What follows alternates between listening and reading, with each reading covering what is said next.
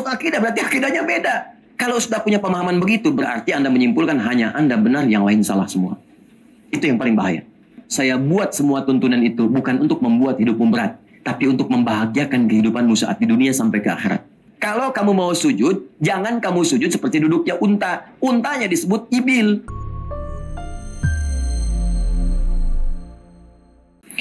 Assalamualaikum. Pak Ustadz, mohon maaf ingin ikut bertanya. Ya, saya maafkan. Tentang bagaimana menurut Ustadz tentang berislam harus masuk secara kafah, Al-Baqarah ayat 208. Dan ada hadis tentang Islam akan terpecah belah menjadi 70 golongan. Dan 70 golongan akan masuk neraka. Hanya satu yang akan masuk surga, yaitu al-jamaah. Dari Abu Hurairah. Ada perkataan Umar yang diiyakan Rasulullah SAW, bukan Islam kalau tidak berjamaah, bukan jamaah kalau tidak punya iman, imam, tidak ada kepemimpinan kalau tidak dengan ketaatan, dan tidak ada ketaatan kalau tidak ada perjanjian. Saya bingung sama ayat dan dua hadis di atas.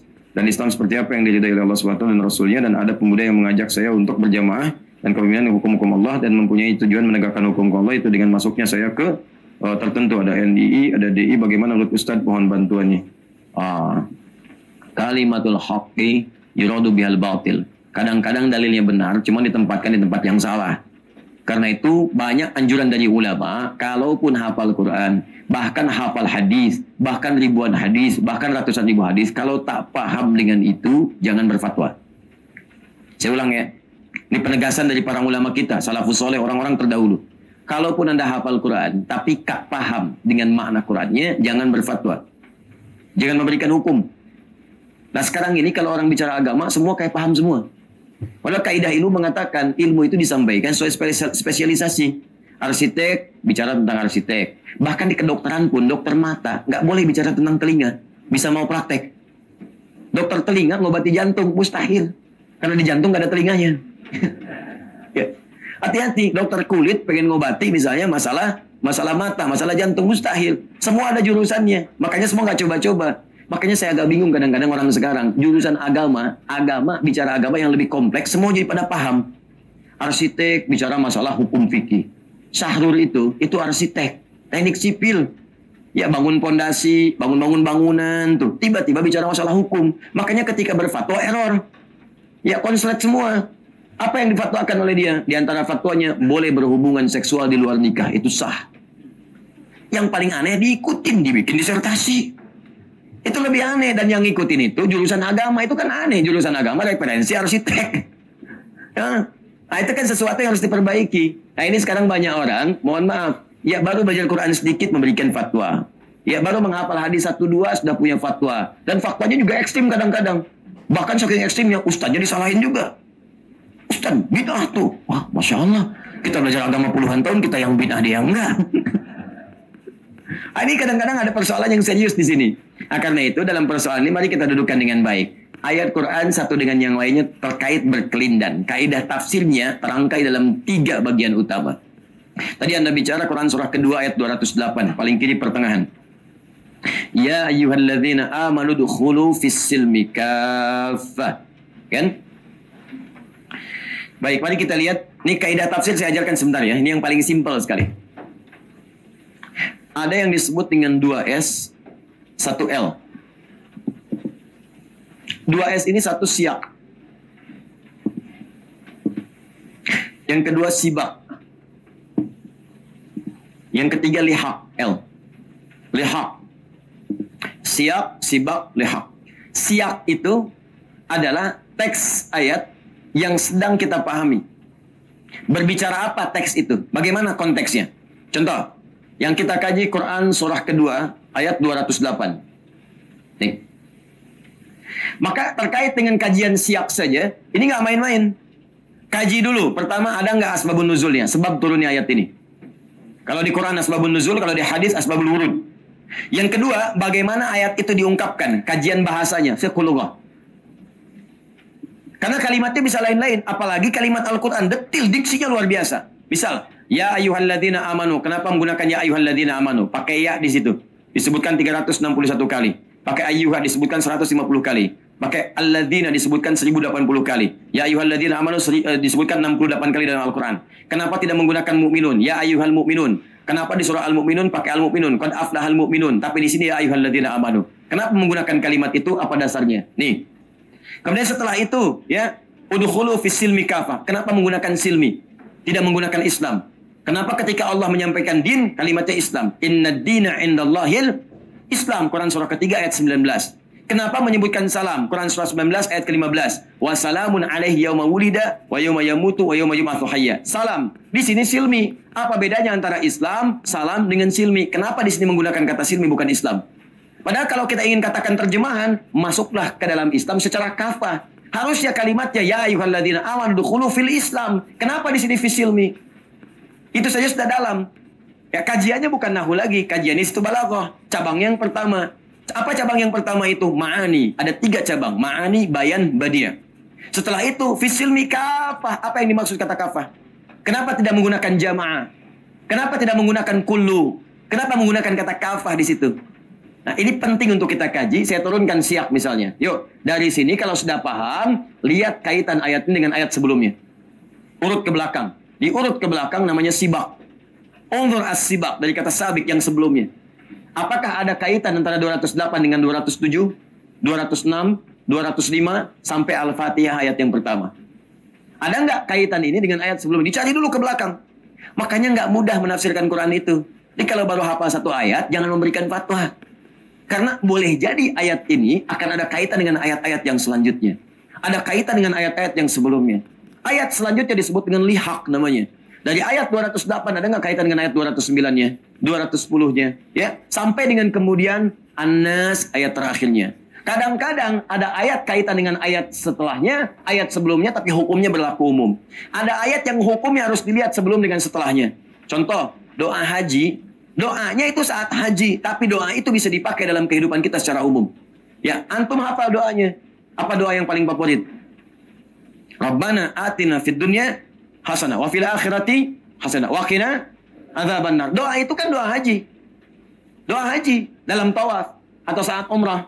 Anda bacakan dari mulai rukun Yamani ke Hajar Aswad. Atau Anda bacakan saat mabit atau bahkan sebelum ke Muna. Anda bacakan itu. Itu di Al-Baqarah ayat ke-201. Itu rangkaian ayat haji dari 196 sampai dengan 203, 196, 197, 198 sampai ke 203. Doa tadi itu di ayat 201. Wa minhum may yaqulu rabbana atina fid dunya hasanah wa fil akhirati hasanah wa qina adzabannar. Hukumnya apa? Hukum doa itu dibaca dalam hukum haji. Tapi karena doa itu maknanya umum, boleh dibacakan di setiap keadaan-keadaan. Habis sholat baca itu, boleh. Dalam kerjaan baca itu, boleh. Habis taklim baca itu, boleh. Makanya banyak para ulama, bahkan orang-orang biasa membacakan doa itu di setiap kesempatan. Nah sekarang, bagaimana menafsirkan ayat yang ini? Apakah terkait dengan ayat sebelumnya, ayat setelahnya, termasuk dari konteksnya itu sendiri? Sekarang perhatikan baik-baik.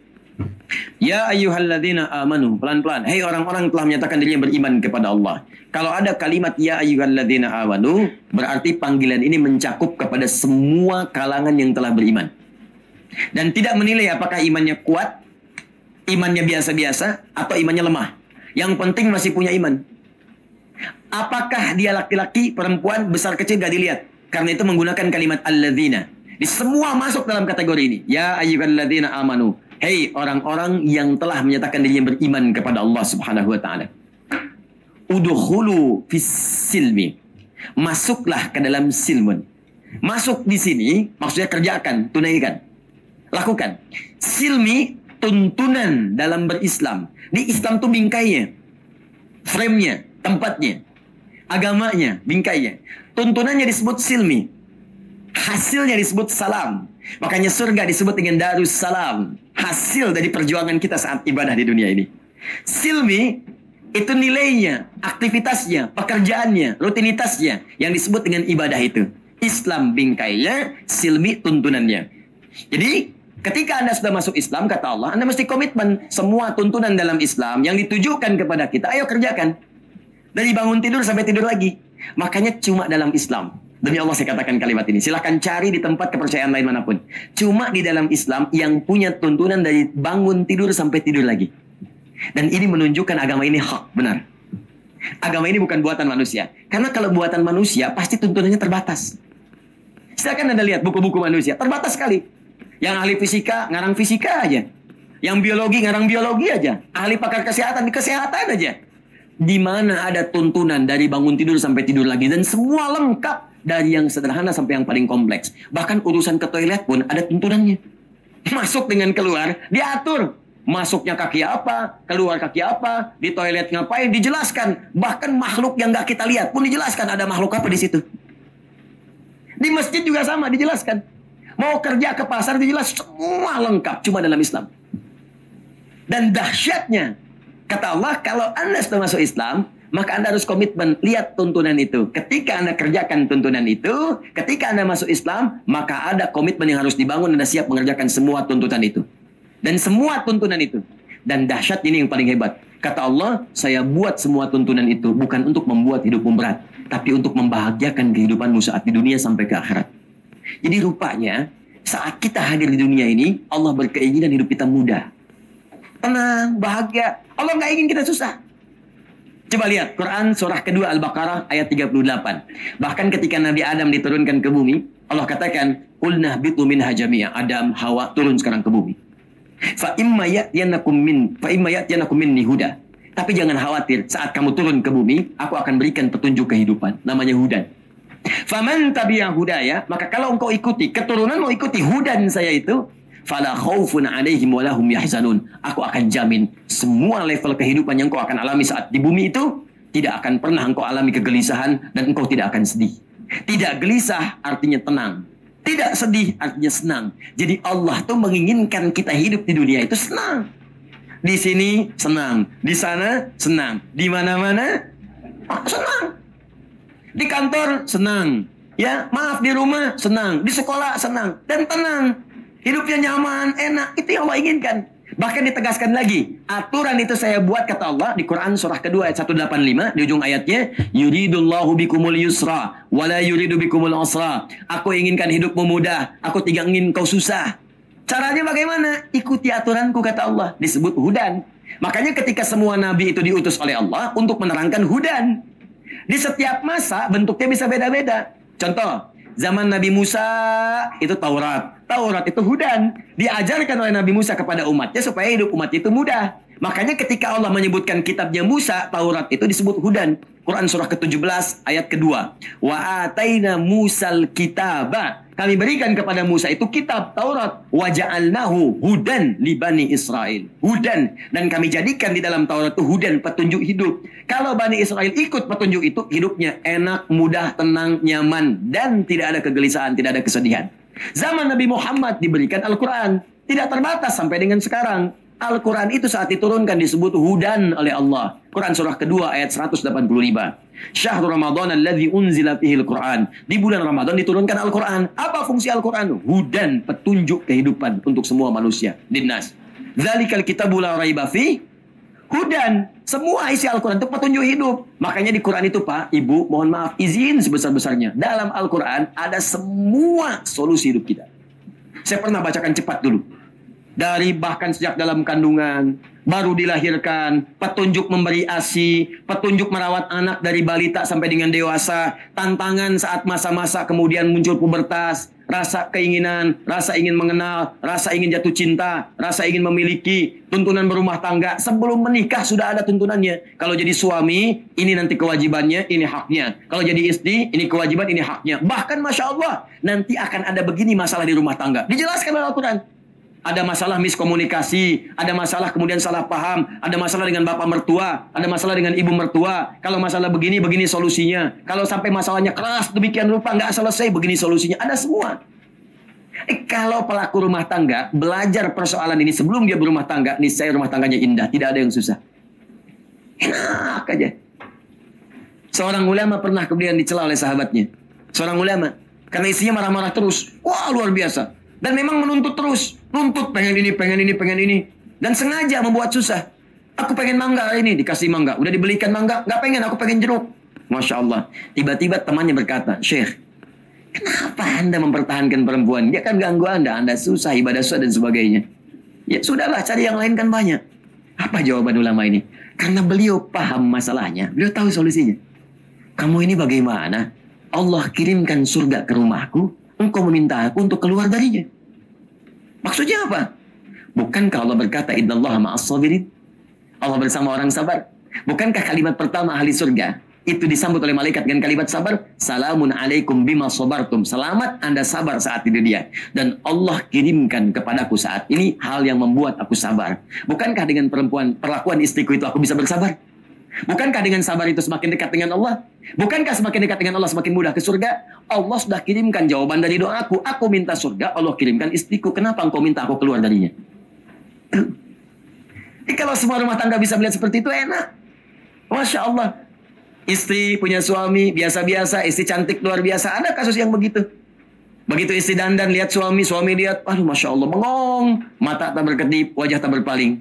Istri bingung, sayang kamu kenapa? Mazabik. Kata suaminya, aku bersyukur ya Allah dianugerahi istri cantik engkau. Kata istrinya apa?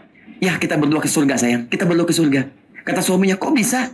Engkau bersyukur dapat anugerah aku bersabar dapat anugerah engkau. Ya. Dan keduanya tertawa, marah enggak walaupun nyelekit gitu. Ini biasa aja gitu, nikmat. Nah, tuntunan ada semua.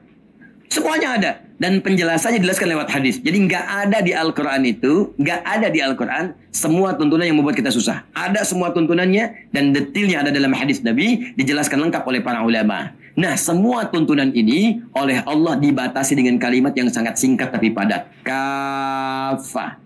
Cuman sayang, terjemahannya itu seenaknya saja. Kafah itu dari kata kufu. Kufu itu hal yang mampu dilakukan. Kafah itu menyeluruh, tapi yang kamu mampu kerjakan sebatas maksimal kemampuan kamu.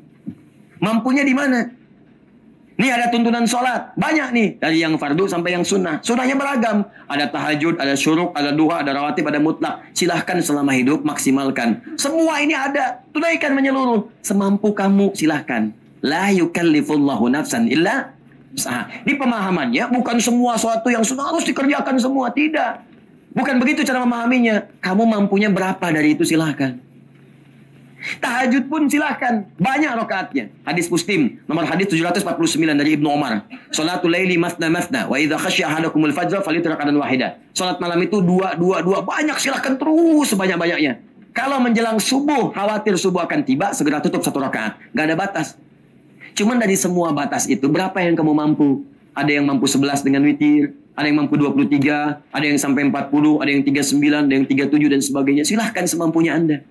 La yukallifullahu nafsan illa wus'aha. Ada yang mampu kemudian dengan harta. Baru zakat silahkan. Mampu ke infak silahkan. Mampu ke haji silahkan. Silahkan diikuti semua. Itu sesuai dengan tuntunan-tuntunan yang ada. Jadi kafah itu bukan memaksakan. Semua harus kita dapatkan. Kalau nggak gitu nggak sempurna. Bukan begitu cara memahaminya, Bung. Ya, itu seperti itu. Sekarang kan musim bung. Ya, bung. Ya. Panjangnya apa? Bungkusan. Gitu. Jadi teman-teman itu cara memahaminya tidak harus. Ini kalau nggak begini tidak kafah nih. Nggak sempurna nih. Kalau nggak apalagi kalau bahasanya sudah begini, kalau nggak ikut kami nggak kafah. Itu paling berbahaya. Kalau nggak ikut saya nggak kafah. Kalau nggak sesuai dengan aliran kami nggak kafah. Itu artinya fanatis. Itu hal pertama yang menunjukkan tidak kafah. Itu hal pertama yang menunjukkan tidak kafah. Jadi kalimat kafah itu artinya ada semua tuntunan dalam Islam ditunaikan sesuai dengan kemampuan. Bagaimana cara menunaikan kemampuan itu dilihat dari petunjuk dalil di hadis Nabi yang disampaikan oleh para ulama. Jadi panutan kita di ulama. Para ulama menyampaikan pilihan-pilihan. Nah, semua yang bersumber dari Nabi ini, bersumber dari firman Allah ini disebut manhaj namanya. Manhaj. Masih ingat di awal pertemuan kita, manhaj. Nih. Manhaj, ada ibadah. Tuntunan ibadahnya contohnya sholat. Diajarkan dari takbir sampai dengan salam. Dibuka dengan takbir, ditutup dengan salam. Manhajnya sama, sholat. Nah, dari sholat ini diukur oleh Allah.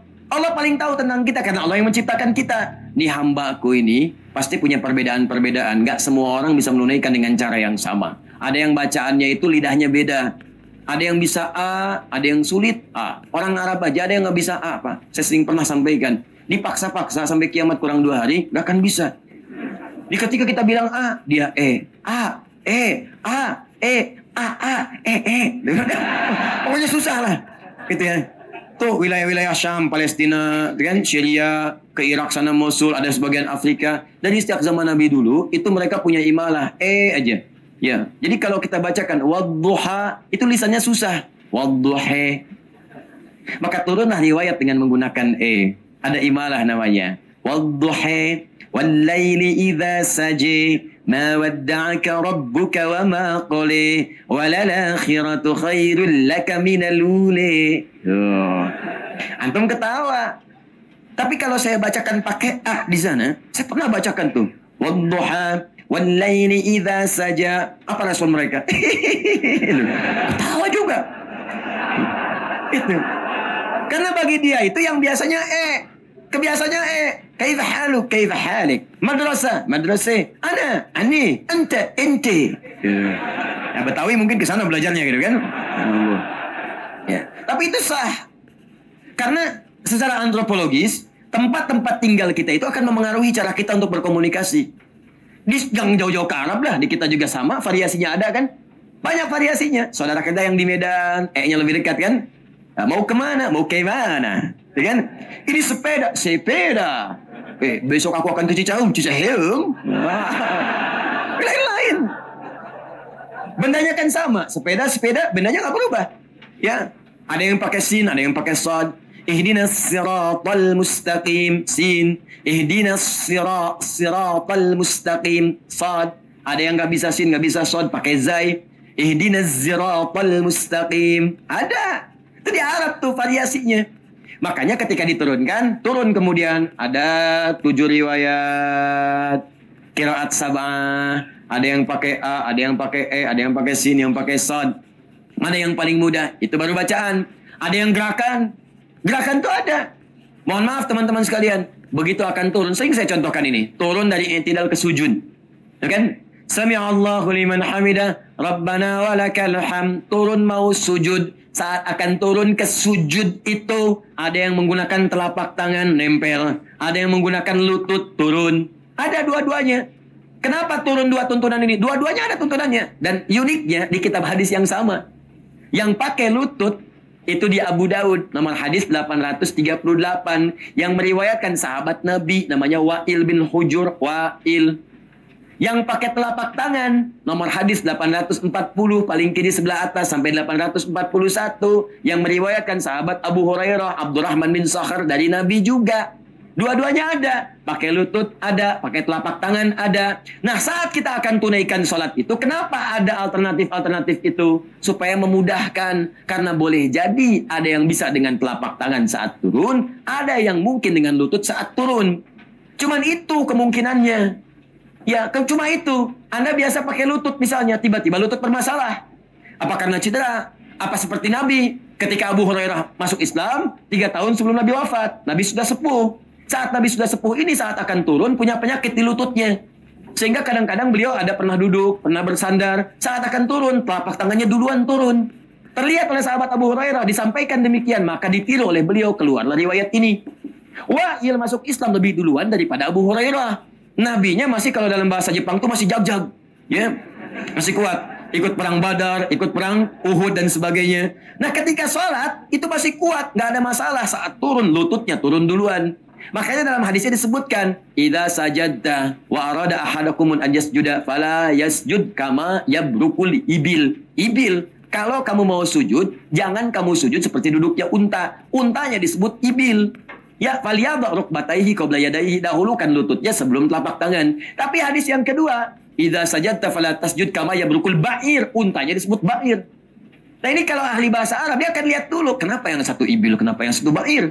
Dan unta itu banyak, ada jamal, ada naqah. Unta Nabi Saleh naqah, naqatallahi wa suqiyaha fakadzabuhu fa'aqaruha. Ada jamal hatta yaljal jamalu min samil khiyat, ada ba'ir, ada ibil, afala yanzuruna ilal ibili kaifa khuliqat. Anda mesti mengerti ini. Kalau ibil itu unta umum. Mau jantan, mau betina umum.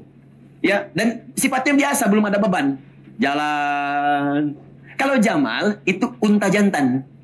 Aduh, nama saya Jamal Ustaz, kumaya. Bukan. Ya, itu pakai alif, Jamalun. Nah, Jamal. Ya Jamalu, ya Jamalu. Ya, Jamal artinya adalah sifat keindahan. Sifat keindahan. Kalau sifat indah ini ditarik ke laki-laki menjadi jamil. Jamil, ganteng, jamil. Ya, Saiful ganteng, Saiful. Nah, kan kalau ke perempuan, kenapa?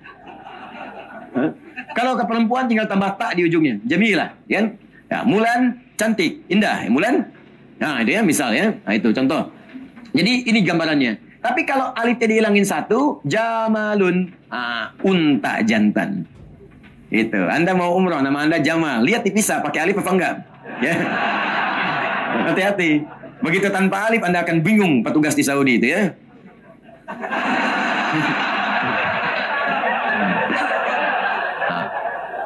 Nakah, unta betina. Jadi untanya Nabi Saleh unta betina. Makanya air susunya diambil waktu itu. Nakatallahi wa suqyaha. Ibil tanpa beban. Ba'ir, unta yang ada beban. Dan unta itu punya 2 kaki, punya 2 tangan. Tuh. Awas hati-hati. Saya dulu kajian tafsir itu, murid-murid kami di Tripoli, saya kumpulin. Ya, kajian tafsir prakteknya kebun binatang. Ya, teliti semua hewan-hewan dalam Al-Quran, keluarkan semua, bikin kelompok. Dia ada kelompok unta, kelompok monyet, dia kelompok lagi gajah. Jadi itu meneliti, tanya pada pawangnya semua dan lihat kebiasaannya. Nanti disimpulkan kenapa Yahudi dikutupnya di monyet, bukan jadi tikus misalnya. Kebiasaannya ada di situ. Itu indah sekali. Ada kelompok unta. Memang paling nggak enak ketika dipanggil. Kelompok unta datang, monyet, gajah gitu kan. Terus presentasi, tapi indah hasilnya. Nah, ba'ir itu unta yang punya beban. Ternyata unta kalau nggak punya beban itu, dia turun tuh tangan pertama duluan dia lipat gini. Jangan sama kayak unta, lutut dahulukan. Itu maksudnya. Tapi kalau dia sedang punya beban, ada beban, yang didahulukan lututnya. Makanya dahulukan telapak tangannya. Itu namanya majas dalam bahasa Arab. Bukan untanya. Majas kiasan. Maksudnya, banyak orang yang ketika dia hidup itu, boleh jadi kemudian ada beban dalam hidupnya. Apakah karena beban usia sepuh? Ketika sudah beban usia sepuh, biasanya penyakit awal muncul di apanya? Lututnya. Kalau lutut sulit dalam kondisi demikian, maka gunakan telapak tangannya. Tapi jangan dilihat tuanya. Karena mungkin profesi Anda menyebabkan lutut Anda cedera. Olahragawan, main bulu tangkis misalnya, tiba-tiba lutut cedera. Pemain bola, lutut cedera. Ya, ketika Anda cedera, misalnya biasa lutut, gunakan telapak tangan. Dan jangan disimpulkan tua. Begitu teman Anda turun, telapak tangan duluan. Sepuh. Ya, bukan itu prinsipnya. Jelas ya? Nah, jadi ini tuh keanekaragaman. Boleh pakai telapak tangan, boleh pakai lutut. Jelas sampai sini? Nah, yang salah itu pakai kepala duluan. Belum apa-apa udah ribut. Rame. Nah, sekarang Anda pengen pilih. Apa yang Anda pilih? Yang Anda pilih itu adalah yang sesuai dengan kebutuhan kita, kenyamanan kita. Orang Arab menyebut dengan kalimat begini. Ma zahaba ilaihi. Ma zahaba ilaihi. Pilihan yang cenderung ia ambil untuk memudahkan dia. Di Arab pun ada singkatan, kepanjangan. Mukallah. Madhaba ilaihi, kepanjangan. Ma dhahaba ilaihi disingkat dengan madhab. Madhab. Seperti Allahu Akbar disingkat takbir. Ya kan? Alhamdulillah Rabbil Alamin disingkat tahmid. Hamdalah. Ya, kemudian la ilaha illallah misalnya disingkat tahlil. La haula wala quwata illa billah disingkat hauqala. Ma dhahaba ilaihi disingkat dengan madhab. Jadi ada manhaj, ada madhab. Makanya madhab itu sifatnya pilihan. Yang bismillahnya disirkan, silahkan kalau nyaman. Yang dikeraskan, ada dalilnya. Ya, kemudian yang kunut misalnya, ada dalilnya. Yang tak kunut, ada dalilnya. Yang pakai telapak tangan tadi, dalilnya apa? Yang pakai lutut tadi, dalilnya apa? Nah, walaupun madhabnya berbeda, manhajnya sama. Karena semua berasal dari tuntunan Nabi. Makanya saya sering kencang mengingatkan, hati-hati kalau bilang manhaj itu. Oh, dia mah beda manhaj. Hah? Kalau beda manhaj, sholatnya beda. Apalagi kalau masuk akidah, berarti akidahnya beda. Kalau sudah punya pemahaman begitu, berarti Anda menyimpulkan hanya Anda benar, yang lain salah semua. Itu yang paling bahaya. Ini berarti Anda belum paham. Berarti Anda belum paham. Kalau orang belum paham, belajar. Ini sudah nggak paham, memvonis orang, itu yang paling bahaya. Ya, jadi hati-hati. Kalau belajar itu mesti hati-hati. Ya, hati-hati, sekali lagi hati-hati. Belajar dengan benar, karena nanti salah menyimpulkan akan keliru mengamalkan. Sudah sampai sini? Baik, ini kalimat-kalimat yang penting untuk dipahami. Nah, lebih dahsyat lagi seperti ini. Menyimpulkan hadis sesuai dengan selera. Betul apa yang katakan Nabi dalam hadis At-Tirmidzi, bahwa kelak umatku akan terbagi ke dalam 73 golongan. 72 golongan masuk ke neraka, yang satu masuk ke dalam surga. Siapa yang masuk ini? Siapa yang berpegang teguh kepada Al-Quran, kepada sunnahku, dan kemudian berpegang teguh dengan jamaah. Maksud jamaah Quran dengan sunnah ini ada penafsiran, ditafsirkan dengan hadis-hadis yang lainnya. Ada banyak hadis yang menafsirkan itu, jangan ditarik kepada kesimpulan sendiri karena kepentingan-kepentingan tertentu. Misal, antara memastikan Al-Quran dengan sunnah. Bagaimana memastikan Al-Quran dengan sunnah? Apa Anda akan langsung merujuk kepada Quran? Dari mana taunya? Apa Anda langsung baca hadis? Dari mana pahamnya? ditafsirkan lagi lah hadis Nabi. Contoh hadisnya, ambil kita hadis riwayat Ibnu Majah misalnya, nomor hadis 233. Di ujung hadisnya, ini sering dipisah jadi 3 bagian. Kalau saya bacakan dari Abu Darda, man salaka tariqan yaltamisu fihi ilman sahalallahu lahu tariqan ila jannah wa innal malaikata la tadu ajnihata ridan li talibil ilmi wa inna talibul ilmi yastaghfiru lahu man fis samawati wa man fil ardi hatta hidanati fil bihar wa innal ulamaa warathatul anbiya wa innal anbiya lam yurithu dinaran wala dirhaman walakin warathul ilma fahaddu bihadid wafir. Kata Nabi, sungguh pewaris Nabi itu para ulama. Awas, para ulama. Nabinya sudah nggak ada sekarang. Anda mau kembali ke sunnah, bagaimana caranya? Kembali ke hadis, bagaimana caranya? Apa mau langsung ke Nabi, talakinya? Di mana? Di mimpi. Belum tentu ketemu juga. Maka jalurnya lewat ulama. Mesti ada belajar. Ulama mewariskan kitab-kitab. Yang kita pelajari sekarang nyambung tuh. Ulama, nyambung. Sampai nyambung ke 4 ulama yang paling populer. Bintangnya itu.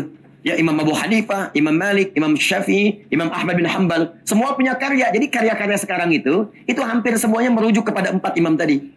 Ada yang lain, cuma 4 ini istimewa. Karena selain hafal, rajin menulis. Itu mengumpulkan semua referensi dari ulama sebelumnya. Mereka salaf semua tuh. Karena lahirnya di awal abad kedua semua. Abad kedua, tahun 200 Hijrah. Ya, Imam Abu Hanifah 150 Hijrah wafatnya. Imam Malik tahun 93 Hijrah. Imam Syafi'i 150 Hijrah. Imam Ahmad bin Hanbal 164 Hijrah. Itu ukuran mereka menghimpun ulama-ulama sebelumnya. Dari Nabi ke sahabat ke tabi'in dihimpun oleh mereka sampai ke kita. Di jalur belajar kita itu pasti akan lewat mereka. Ini mesti paham kalimat ini. Jadi kalau ada pendapat mazhab Asy-Syafi'i, bukan kelompok Imam Asy-Syafi'i, maksudnya belajar dari Nabi melalui jalur Imam Asy-Syafi'i, melalui jalur Imam Ahmad, melalui jalur Imam Abu Hanifah, melalui jalur Imam Malik, dan seterusnya sampai ke kita. Jadi kalimat-kalimat itu ketika masuk kepada kita, belajar Al-Quran, belajar hadis menurut pemahaman ulama-ulama. Nah, bagaimana menetapkan ulama yang benar dengan ulama yang tidak benar? Ada lagi gambaran. Buka hadis Muslim, jilid yang pertama, halaman 119, paling kiri sebelah atas.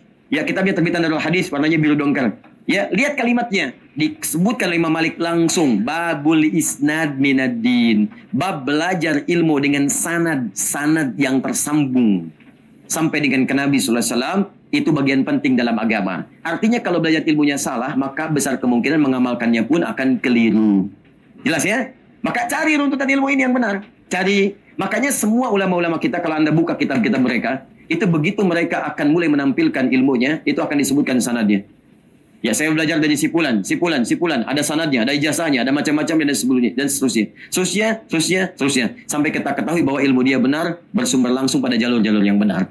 Nah, kalau sudah dipahami seperti ini, maka lihat penafsiran mereka. Bagaimana menafsirkan Al-Quran, bagaimana menafsirkan hadis, kemudian bagaimana menafsirkan jamaah. Apa yang dimaksud dengan jamaah di sini? Ada 2 hal. Pertama, ma ajma' alaihi ulama. Apa yang disepakati oleh ijma' para ulama. Ulama ijma' semua. Dan karena ijma', masyarakat pun menganggap itu sudah pasti nyata benar. Makanya masuk hukum. Al-Quran, sunnah, ijma', qiyas. Apa yang diijma'kan oleh ulama, bukan perorangan. Sekarang Anda katakan misalnya, ikut kelompok saya supaya selamat. Ulama ijma' nggak sebuka dunia bahwa kelompok Anda itu yang paling selamat. Jangan-jangan cuma Anda aja. Nih, kasus lagi misalnya. Semua ulama ijma' bahwa berhubungan seksual di luar nikah itu adalah haram. Dosa hukumnya, ijma'. Karena ijma' itulah masyarakat menyadari. Bahkan fitrahnya menolak untuk hubungan seksual di luar nikah. So, mengatakan nggak mungkin, nggak bisa. Sudah selesai, ijma' itu yang disebut dengan jamaah. Ulamanya ijma', masyarakat memahami. Dan semua aktivitas masyarakat sepakat dengan itu semua. Makanya ketika ada seorang bikin pemikiran misalnya, boleh hubungan seks di luar nikah. Maka itu tidak akan selamat. Itu yang kita tinggalkan. Yang dimaksud ikut jamaah, ikut kepada pemahaman para ulama ijma'nya, ikut pada pengamalan umumnya masyarakat. Jelas sampai sini? Nah, ada lagi ukuran yang kedua. Kalau masyarakat umumnya mengerjakan dan itu benar, itu yang diikuti. Tapi kalau banyak orang mengerjakan salah pun tidak harus kita ikuti. Karena boleh jadi di tempat itu belum ada bimbingan yang benar untuk kemudian mengikuti ajarannya dengan baik. Di ukurannya juga bukan banyak kerumunan orang. Kalau kerumunan orang belum mendapatkan pemahaman yang benar, tidak harus diikuti. Jelas sampai sini? Ya, misal. Ada satu kegiatan-kegiatan dianggap sebagai ibadah misalnya. Tradisi dianggap sebagai ibadah. Ya, ini beberapa di tempat-tempat tertentu banyak di masyarakat. Bahkan ada satu tempat tertentu yang mengelilingi tempat di Indonesia, salah satunya. Berputar-putar 7 kali di situ dianggap sebagai tawaf. Sama dengan hukumnya tawaf di Ka'bah, sama dengan hukumnya seperti haji. Nah, ini kan menyimpang, keliru. Ketika menyimpang, tinggalkan. Ya, Syekh Hashim bin Asy'ari yang mendirikan Nahdlatul Ulama itu merinci. Ada di buku beliau yang kedua, Risalah Ahlussunnah wal Jamaah. Zikir itu benar. Tapi ada ulama yang nggak benar kata beliau, dan bukan ulama sebetulnya. Orang yang ngajarin zikir tapi kesimpulannya keliru. Disebut oleh beliau abahyun. Abahyun. Ya, orang-orang ini ngajarin zikir mendekat kepada Allah, tapi kesimpulannya salah. Kalau kita merasa sudah dekat, artinya sudah bebas kita. Bebas. Saking dekatnya kita dengan Allah, la yantabiqu alaihil amru wal nahyu. Sudah nggak berlaku lagi perintah dan larangan. Jadi nggak usah sholat lagi. Karena sholat itu masih latihan bagi yang belum dekat dengan Allah. Nah, kayak saya ini masih berlatihan, Antum masih latihan. Karena belum dekat dengan Allah. Kalau dekat mah nggak usah sholat lagi. Ini kan cara berpikir yang keliru. Ya, Nabi aja orang paling dekat dengan Allah masih sholat. Ente bukan Nabi, nggak sholat.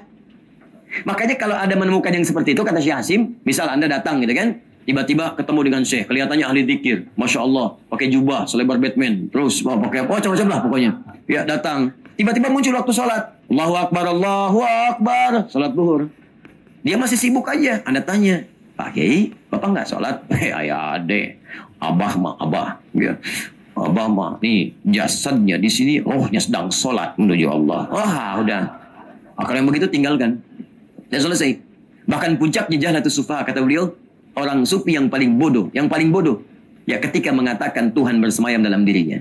Ya, karena suhul arwah, berpindah-pindah roh sampai mengatakan saya Tuhan, itu yang paling bodoh, kata Syekh Hasim. Kalau ada ajaran yang demikian, tinggalkan. Karena kita pun belum sampai ke makom dia, dan dia pun belum tentu benar dalam mengajarkannya. Tinggalkan. Sudah, jauhi. Kamu siapa? Saya Tuhan. Tuhan sedang apa? Tuhan sedang makan. Itu. Tinggalkan yang seperti itu. Jauhi. Karena itu mesti hati-hati, belajar yang benar, termasuk pemahaman-pemahaman seperti ini. Saya kira perlu dibenarkan lagi, ya. Nah, nanti penting konsultasi, datangkan ustadz yang lain, komunikasi dengan ustadz-ustadz yang itu, dan kita doakan, ajarkan juga dengan ajaran-ajaran yang benar. Gampang kok, sederhana. Kalau ukurannya begini.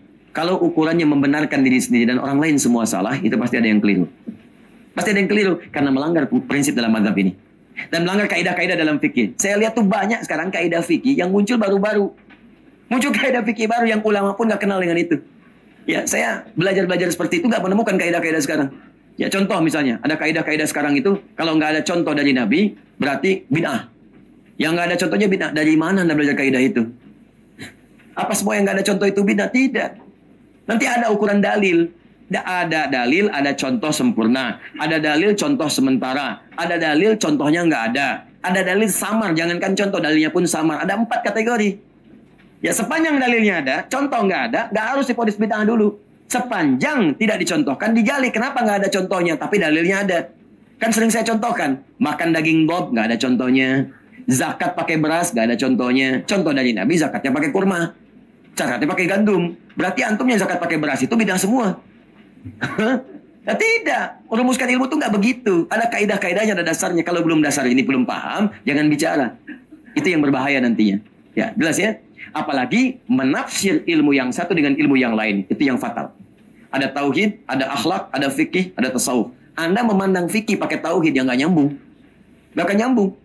Ya, apa hukumnya? Kemudian, misal, apa hukumnya saya pengajian di Monas misalnya? Ya, mau pengajian di Monas, tapi dinilai dengan hukum tauhid yang nggak nyambung. Tauhid itu hukumnya hukum akidah. Hukum akidah nggak bisa dipakai menafsirkan fikih. Akidah itu hitam putih. Hitam putih. Nggak ada abu-abunya. Kalau fikih itu pilihan. Tarihil ahkamul khamsah. Pilihannya pasti satu di antara 5. Bisa halal mubah. Bisa tarik ke kiri makruh. Kiri lagi kemudian haram. Ke kanan sunnah. Kemudian langsung menjadi wajib. Ya, bisa sunnah, bisa wajib. Tengah-tengahnya mubah. Ke kirinya bisa makruh, bisa haram. Kapan itu menjadi mubah, makruh, atau haram? Kapan kemudian naik jadi sunnah? Kapan naik jadi wajib? Tergantung pada kondisi hukum yang menyebabkan itu dihukumi demikian. Disebut dengan ilat namanya. Jadi kalau belum paham ilatnya nggak bisa. Makanya tauhid diajarkan sebelum hijrah. Ya, fikih diajarkan setelah hijrah. Karena ketika hijrah sudah dekat dengan Allah, diajarkanlah fikih. Makanya kalau ada orang yang menghukumi dengan tauhid, belajarnya tauhid, menghukumi masalah fikih, pasti orang itu belum hijrah.